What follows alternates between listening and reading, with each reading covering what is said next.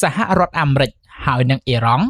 បានចាប់ផ្ដើមនៅក្នុងការវាយលុកយោធាលើកទី12ជាប់គ្នារបាយការណ៍ដំបូងក៏បានបង្ហាញថាសហរដ្ឋអាមេរិកបានធ្វើការបញ្ជាឲ្យមានការស៊ើបអង្កេតជាបន្ទាន់លើរបាយការណ៍ចារកម្មដែលបង្ហាញថាដោយអ៊ីរ៉ង់អាចវាយប្រហារមូលដ្ឋានទ័ពអាមេរិកយ៉ាងត្រឹមត្រូវនៅក្នុងឈូងសមុទ្រអារ៉ាប់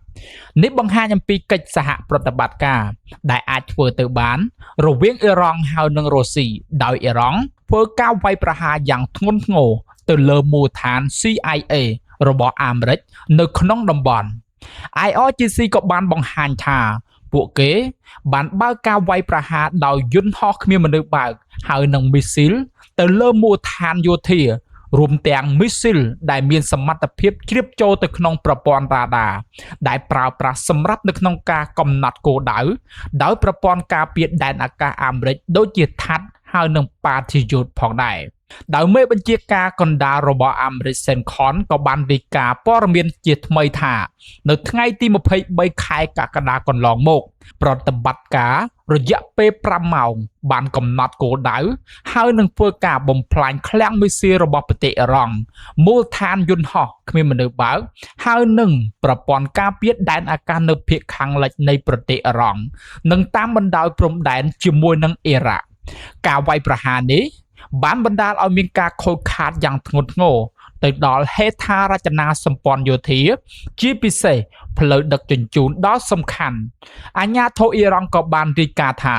មានមនុស្សស្លាប់យ៉ាងហោចណាស់2នាក់ហើយនឹងមានអ្នករងរបួសយ៉ាងហោចណាស់11នាក់ទន្ទឹមនឹងនេះដែរ IRGC ក៏បានអះអាងហើយនឹងទទួលខុសត្រូវចំពោះនៅក្នុងការវាយប្រហារបន្ថែមទៅលើមូលដ្ឋានអាមេរិកនៅក្នុងប្រទេសគុយវ៉ែតដោយបញ្ជាក់ថាពួកគេបានធ្វើការបំផ្លាញឃ្លាំងសម្ភារៈយោធាដ៏ធំមួយឃ្លាំងឧទ្ធម្ភាគចក្រចំនួន2ហើយនឹងប្រព័ន្ធការពារមីស៊ីប៉ាឌីសូតហើយនឹងឃ្លាំងយន្តហោះគ្មានមនុស្សបើក MQ-9 Reaper របស់សហរដ្ឋអាមេរិក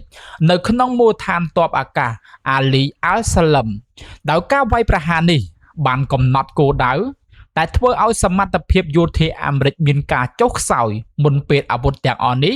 អាចត្រូវបានប្រើដើម្បីធ្វើការវាយប្រហារទៅកាន់ទីក្រុងប្រទេសអ៊ីរ៉ង់លើពីនេះទៅទៀតអ៊ីរ៉ង់ក៏បានអះអាងថាទទួលខុសត្រូវចំពោះនៅក្នុងការវាយប្រហារទៅលើទ្រព្យសម្បត្តិរបស់អាមេរិកនៅក្នុងប្រទេសហ្សង់ដានី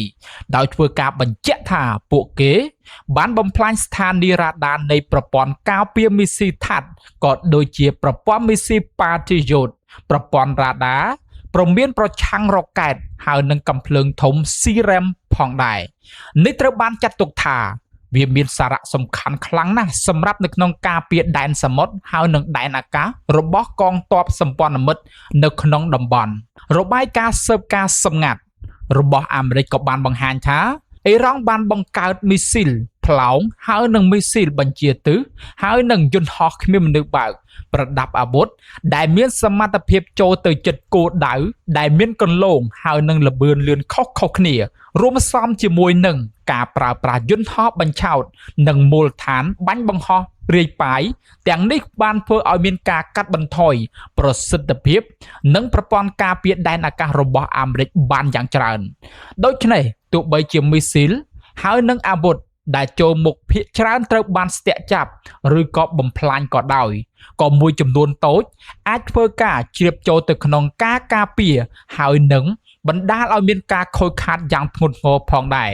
ដោយបច្ចុប្បន្នអ៊ីរ៉ង់បានធ្វើការប្រើប្រាស់មីស៊ីល Kyber Sikhan រយៈចម្ងាយមធ្យមដែលមានប្រសិទ្ធភាពខ្ពស់ជាអាវុធចម្បងរបស់ខ្លួននៅក្នុងយុទ្ធសាស្ត្រនៅក្នុងការវាយប្រហារតាមអាកាសរបស់ខ្លួនមីស៊ីលនេះមានចម្ងាយរហូតទៅដល់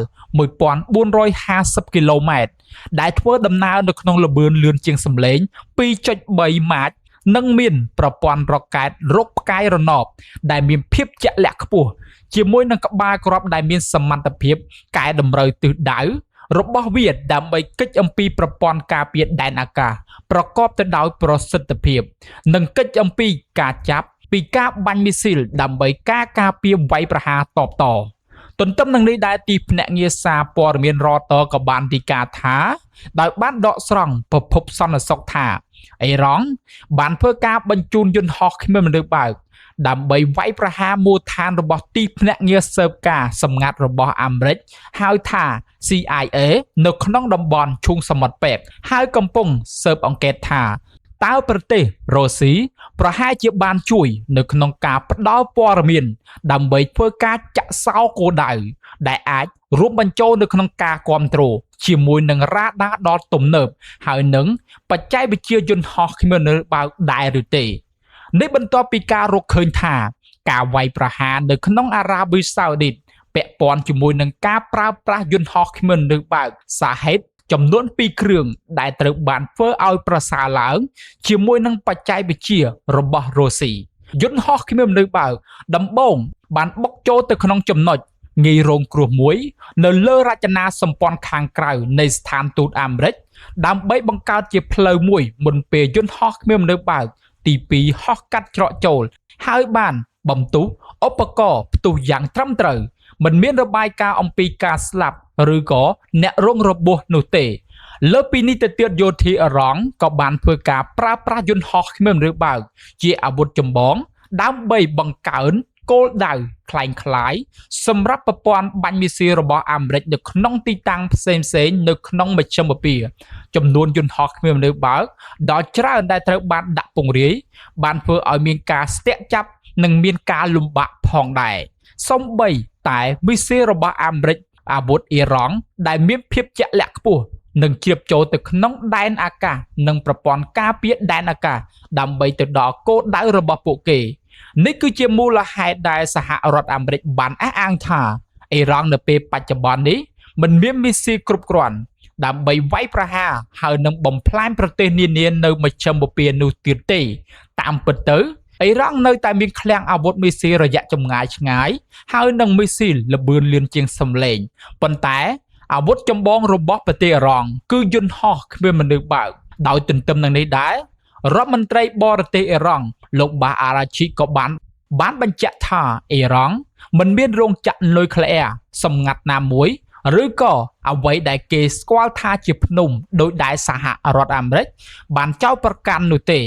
បន្ទាប់ពីប្រកាសរបស់មេដឹកនាំអាមេរិកអំពីផែនការនៅក្នុងការវាយប្រហារភ្នំនៅក្នុងពេលឆាប់ៗនេះនឹងមានការព្រមានរបស់លោកថាអ៊ីរ៉ង់ប្រកាន់ជាប់នៅគោលការណ៍ប្រឆាំងជាមួយនឹងអាមេរិកបន្ទាប់ពីមេដឹកនាំអាមេរិកបានធ្វើការគំរាមបំទុះស្ពានឬក៏រោងចក្រថាមពលអ៊ីរ៉ង់នៅពេលណាដែលអ៊ីរ៉ង់វាយប្រហារកប៉ាល់នៅច្រកសមុទ្រហូម៉ូសផងដែរដោយកងកម្លាំងរបស់អ៊ីរ៉ង់បានប្រកាសថា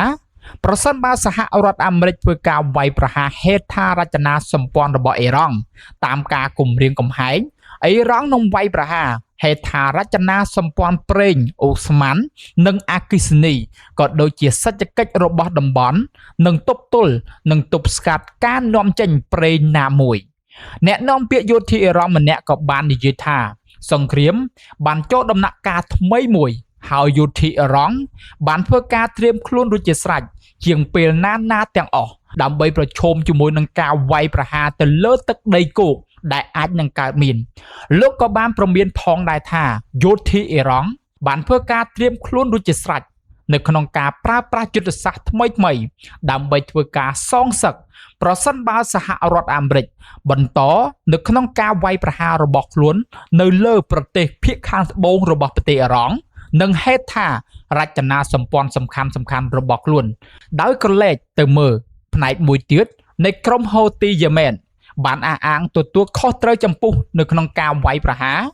ដោយមីស៊ីលហើយនិងមីស៊ីលបញ្ជាទៅលើនាវាប្រេងអារ៉ាប៊ីសាអូឌីត2គ្រឿងនៅក្នុងសមុទ្រក្រហមរួមទាំងយន្តហោះគ្មានមនុស្សបើកផងដែរពួកគេក៏បាននិយាយថានាវាទាំង2គ្រឿងបានរំលោភដោយផ្ទាល់លើការបិទផ្លូវសមុទ្រដែលដាក់ដោយក្រុមហូទីលើអារ៉ាប៊ីសាអូឌីតផងដែរហេតុការណ៍នេះក៏បានកើតឡើងនៅឯស្នេហ៍សមុទ្រកំពង់ផែរបស់ប្រទេសអារ៉ាប៊ីសាអូឌីតដែលបណ្ដាលឲ្យមានការខូចខាតទៅដល់នាវារបាយការណ៍ចុងក្រោយក៏បានបញ្ជាក់ផងដែរថា